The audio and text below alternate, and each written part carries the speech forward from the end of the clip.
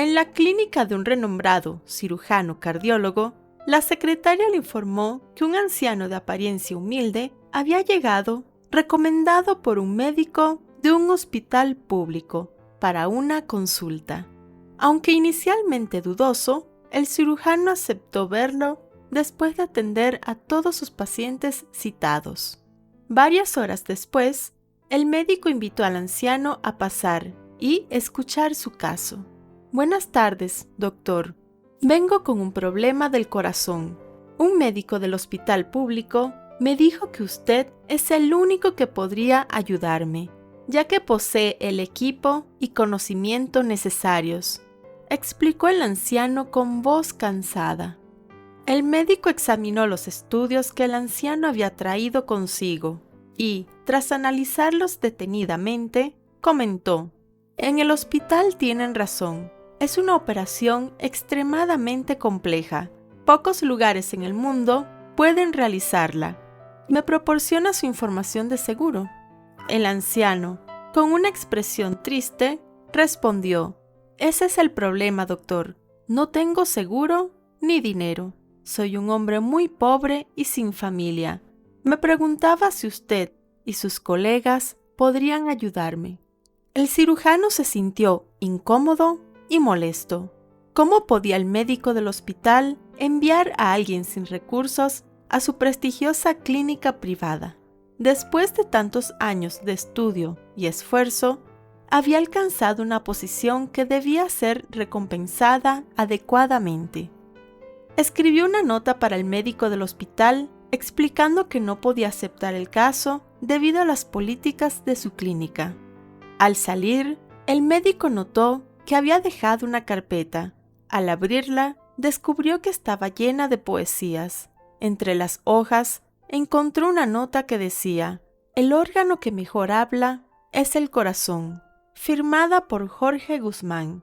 El nombre le sonó familiar, evocando recuerdos de su juventud, cuando en primaria su maestra les leía cuentos infantiles de ese autor, y en secundaria sus poesías habían sido parte de su vida, especialmente cuando dedicó una a una compañera de clase, iniciando su primer amor. Una semana después, la secretaria entró en la oficina con un periódico y una expresión de tristeza. «¿Se ha enterado de lo que ha pasado?», preguntó. «No, dime, ¿qué ha pasado?», respondió el doctor preocupado. «Jorge Guzmán, el escritor, ha fallecido. Lo encontraron en un banco de la playa del ayuntamiento. Tenía 88 años», informó la secretaria con voz temblorosa. El médico suspiró profundamente. «Qué lástima. Hombres como él no deberían irse nunca. Que Dios le dé paz. Me hubiera gustado conocerlo». La secretaria, con una mirada compasiva, dijo: «Doctor, ¿acaso no lo recuerda? Era el anciano que vino la semana pasada a su consultorio. Fue un conocido escritor que, por cosas de la vida, terminó solo.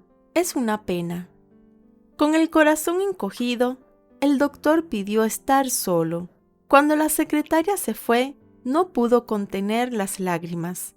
Lloró como nunca antes, como aquel niño que una vez fue. Permaneció en silencio, reflexionando profundamente. Tomó una imagen de Cristo que tenía en su escritorio y, besándola, dijo: «Perdóname, Señor, no soy digno de ti, no soy digno de tu mirada. Todo lo que tengo, te lo debo. Me enviaste un hombre con la voz del corazón, y yo lo escuché con los oídos del egoísmo. Mi vergüenza es inmensa. Perdóname, Señor». Con el paso de los años, la clínica Jorge Guzmán se hizo aún más famosa.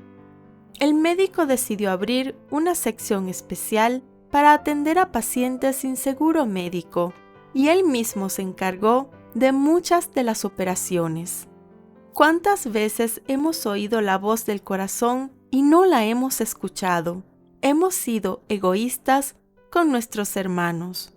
Pidamos a Dios que no nos ocurra lo mismo que a este médico, que, habiendo curado tantos corazones, no supo escuchar al suyo. Ahora puedes unirte al canal para apoyarnos. Tendrás acceso a insignias y emojis para mostrar tu apoyo en los comentarios. También puedes contribuir con un super gracias. Selecciona la cantidad con la que quieras ayudarnos y publica un comentario destacado. Gracias por ver este video. Si te gustó, dale me gusta y deja tu comentario. Nos vemos en el próximo.